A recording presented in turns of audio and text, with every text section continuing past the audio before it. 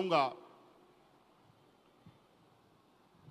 पहली बात तो रांची में मौसम इतना खराब था कि आज इस कार्यक्रम में हम लोग आ पाएंगे कि नहीं आ पाएंगे, ये भी हमें चिंता लग रही थी। और बड़ी खराब मौसम में भी हम लोग हेलीकॉप्टर में सवार हुए और उछल पुछल करते हुए यहां पहुंच भी गए। मौसम इतना खराब था कि हम लोगों को सुनाई देना भी बंद हो रहा था। अभी भी ठीक से हमको सुनाई नहीं दे रहा, इतना हवा का दबाव चल रहा था।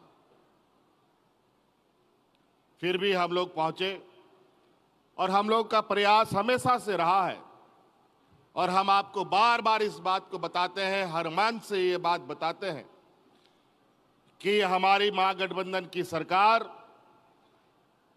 रांची हेडक्वार्टर से चलने वाली सरकार नहीं है।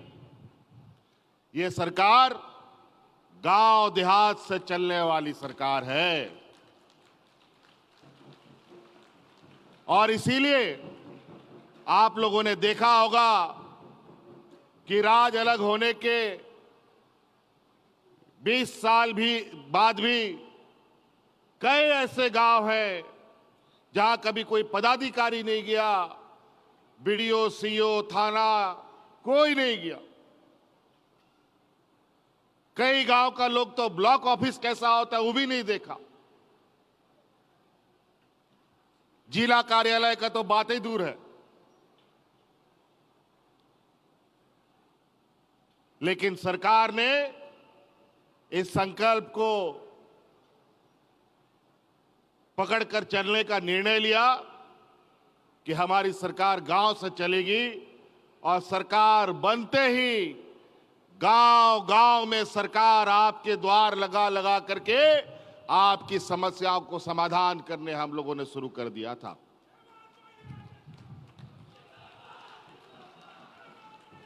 ये पहली बार मुख्यमंत्री मैया योजना के माध्यम से शिविरें नहीं लगी। इससे पहले भी पंचायत पंचायत, टोला टोला, वार्ड में पदाधिकारियों ने पंचायत लगा करके गरीब गुरुआ लोगों को उनकी समस्या को सुना, समाधान किया और जो समाधान नहीं हुआ वो समस्या हम तक पहुंचा और निरंतर उन समस्याओं का समाधान करने में हम लोग लगातार लगे रहे। इसी कड़ी में आप लोगों ने देखा होगा कि कई सारी योजनाएं जो आपके गांव गांव तक में पहुंच चुकी है।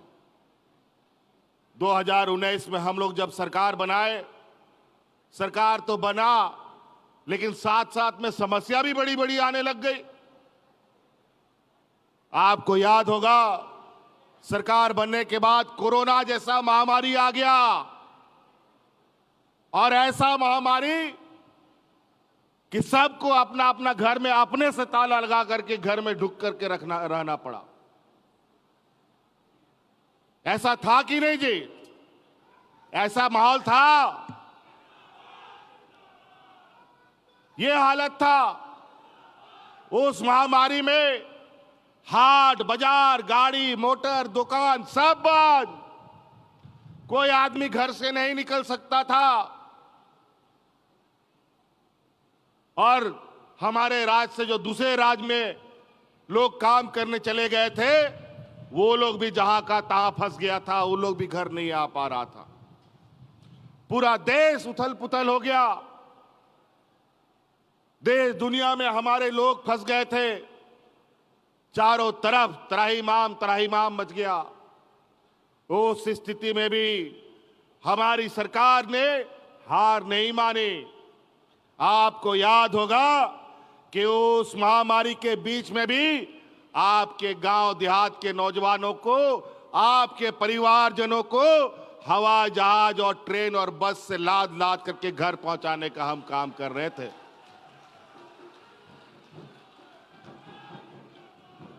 अनगिनत लोगों को लाए। और जो अभी केंद्र की सरकार, जो भाजपा की सरकार है, वो उस समय कहता था जो हवाई चप्पल में चढ़ेगा उसको हम हवाई जहाज में चढ़ाएंगे। हवाई जहाज में तो चढ़ाया नहीं, लेकिन कोरोना के बहाने उन लोग को सड़कों पर मरने के लिए छोड़ दिया। उनको आने जाने के लिए बैलगाड़ी तक नहीं मिला। लोग पैदल ही चल दिया, कोई मुंबई से, कोई दिल्ली से, कोई कलकत्ता से, कोई महाराष्ट्र से, तो कोई कहां से। कई महिलाएं अलग अलग राज्यों से पैदल चल दी अपना गांव के लिए हजारों किलोमीटर दूर।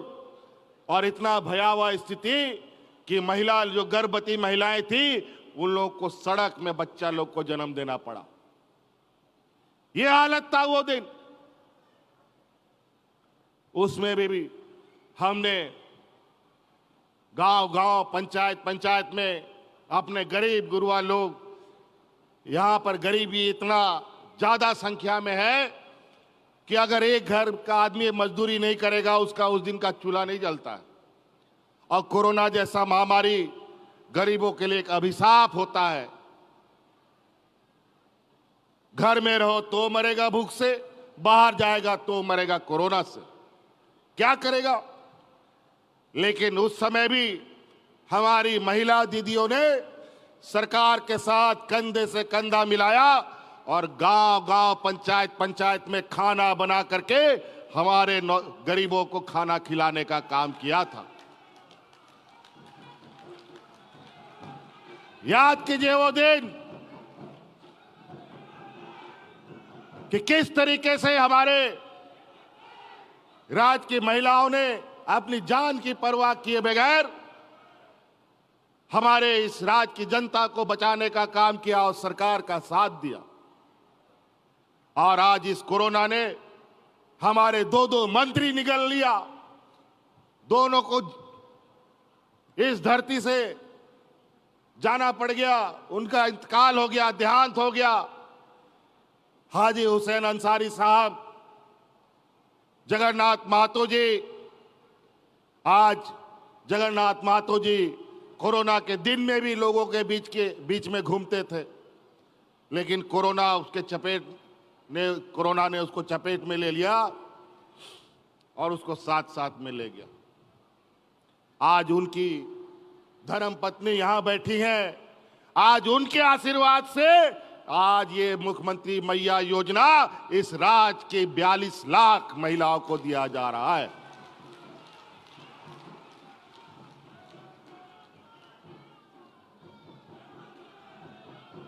आज एक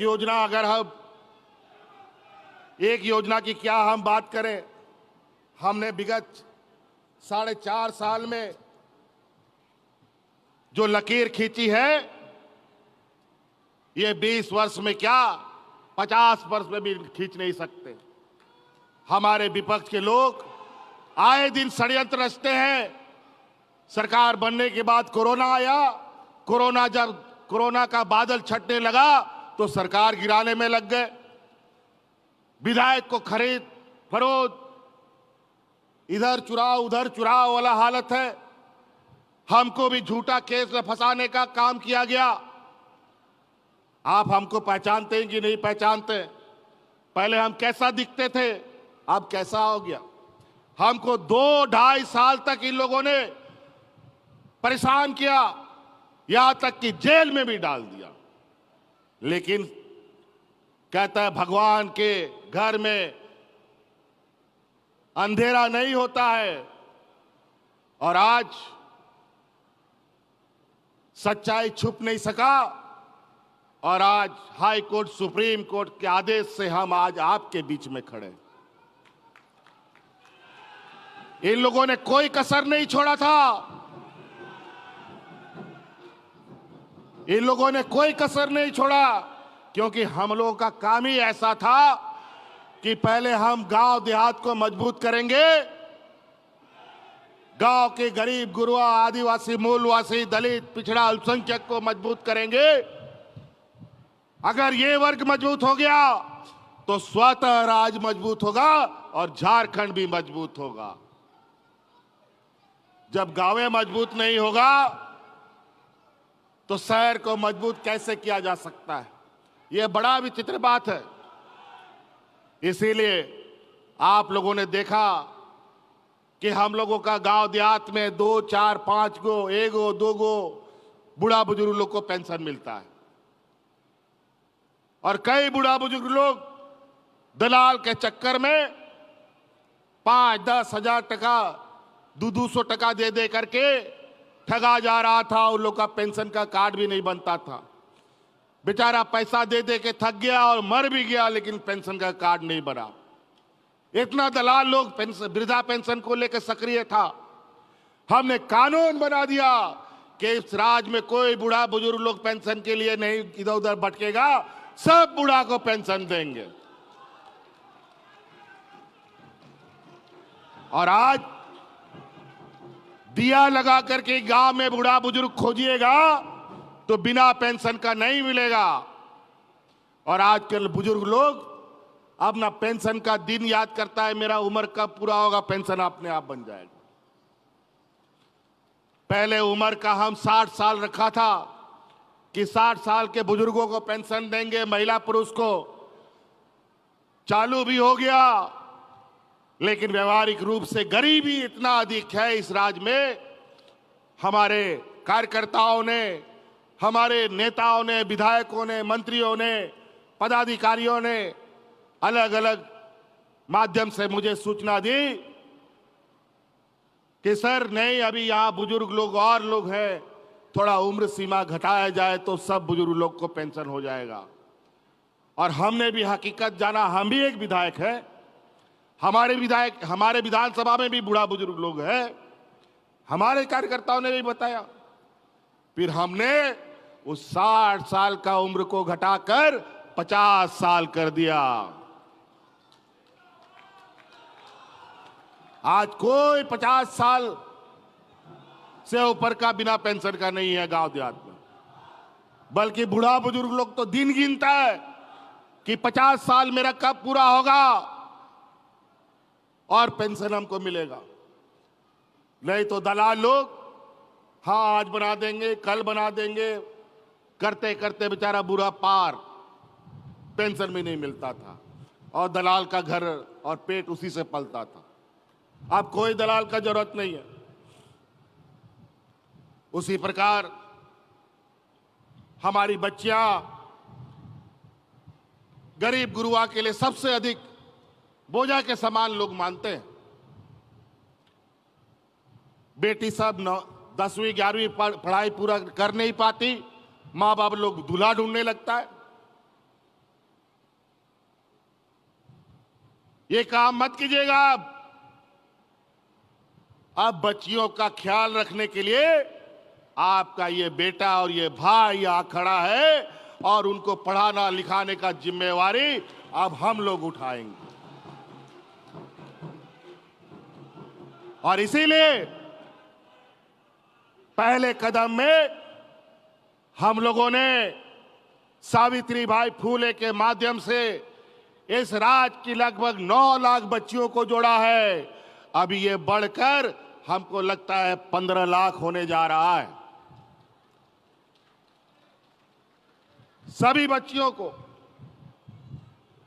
अब इंजीनियर, डॉक्टर, वकील, पत्रकार जो भी पढ़ाना है उसके लिए भी सरकार द्वारा गुरुजी स्टूडेंट क्रेडिट कार्ड के माध्यम से 15 लाख रुपया तक का सहायता राशि आपको देगी, जो मात्र 4% का इंटरेस्ट दर पर। और वो भी जब तक पढ़ाई पूरा नहीं करेगी या करेगा उसको पैसा वापस नहीं करना है। पढ़ाई पूरा करेगा, नौकरी लगेगा, तब धीरे धीरे आप बैंक को पैसा वापस कर दीजिए। और कोई चीज बंधक नहीं रखना है। गुरुजी क्रेडिट कार्ड लेके जाओ बैंक में, आपको 15 लाख रुपया तुरंत स्वीकृत हो जाएगा। तो कई ऐसी चीजें हैं। और हमारे विपक्ष अभी कल सुने कि आक्रोश रैली निकालेंगे, युवा आक्रोश रैली। अजीब हालत है। युवाओं का तो भविष्य बेड़ा गर्क कर दिया इन लोगों ने। पूरा देश में जो सबसे अधिक नियुक्ति जहां होता था, फौज में सबसे अधिक नियुक्ति होता था, वहां नियुक्ति बंद हो गया। रेलवे में सबसे अधिक नियुक्ति होती थी, वहां नियुक्ति बंद हो गया। कोल इंडिया में सबसे अधिक नियुक्ति होती थी, वहां बंद हो गया। बैंक में अधिक नियुक्ति होता था, वहां नौकरी बंद हो गई। अब सारा नियुक्ति का भार राज्य सरकारों पर पड़ गया। फिर भी हम लोगों ने हार नहीं मानी। अलग अलग माध्यमों से लगातार लोगों को हम लोग नियुक्ति दे रहे हैं। छोटी बड़ी संख्या में आज के दिन में हजारों नियुक्ति हम लोगों ने दे दी है जेपीएससी के माध्यम से। चाहे वो पंचायत सचिव की नियुक्ति हो, शिक्षकों की नियुक्ति हो, पशु कृषि विभाग में नियुक्ति हो, अनेक नियुक्तियां हम लोगों ने की और अभी और नियुक्ति होनी है। अभी सिपाही की भी बहाली होना है, जो लगभग अंतिम चरण पर है। अभी उत्पाद सिपाही का भी बहाली होना है, वो भी प्रक्रिया अंतिम चरण पर है। हम लोग लगे हुए, जितने अधिक से अधिक लोग और सरकार की अधिक से अधिक खाली पदे भरी जाए, इस पर हम लोग निरंतर प्रयासरत हैं।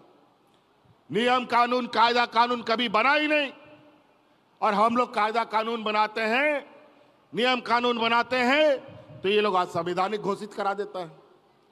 हम लोग स्थानीय नीति नियोजन नीति बनाए, कोर्ट में इनके लोग जाकर के खड़े हो गए। कोर्ट में इन लोगों ने शिकायत दर्ज कर दिया और इनके पास बड़ा बड़ा वकील, इनका जज लोग दोस्त, और इन लोग के माध्यम से हम लोगों के कानून को असंवैधानिक बताता है।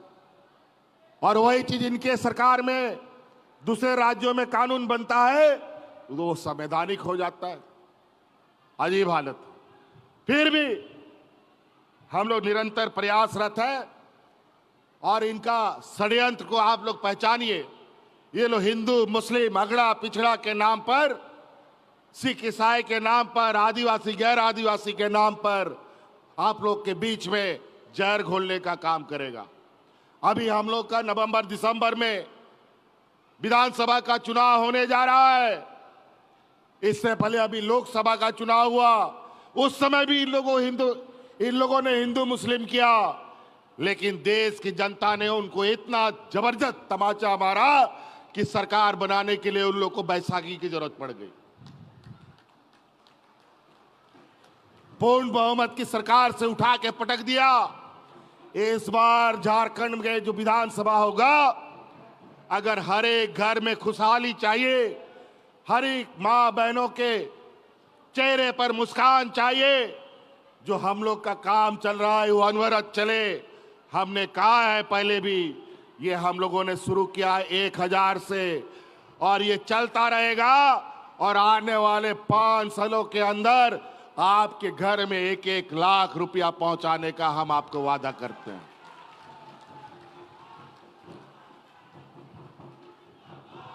यहां कई सारे लोग, ये तो मैया सम्मान की महिलाएं हैं, जेएसएलपीएस की महिलाएं हैं दीदी।